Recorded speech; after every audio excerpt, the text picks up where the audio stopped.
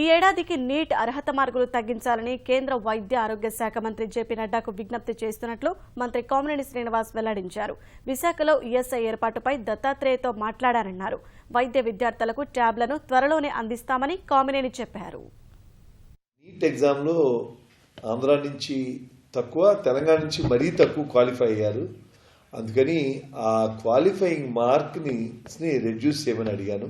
దానివల్ల ఎక్కువ మందికి ఎలిజిబిలిటీ వస్తుందండి. నీట్ 2017 పీజీ ఎగ్జామ్స్లో తప్పకుండా అది కన్సిడర్ చేస్తా అన్నారు.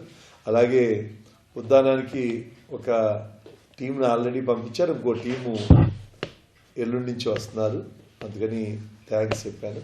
దత్తాత్రేయ గారిని కలిసి వైజాగ్లో ఇప్పుడు 500 బెడెడ్ ఈఎస్ఐ హాస్పిటల్ వస్తుంది. అక్కడ ఒక ఈఎస్ఐ మెడికల్ కాలేజ్ కూడా స్థాపించమని కోరటం జరిగింది. తప్పకుండా కన్సిడర్ చేస్తా ఉన్నారు. ఫాతిమా కాలేజ్ అని కడపలో ఒక బ్యాచ్కి అడ్మిషన్ లేదు. ఆ స్టూడెంట్స్ పేరెంట్స్ అందరూ వచ్చి నన్ను రిక్వెస్ట్ చేస్తున్నాను. ఎంసీఐకి రిప్రజెంట్ చేశాను. ఈ పని మీద ఢిల్లీ వచ్చాను.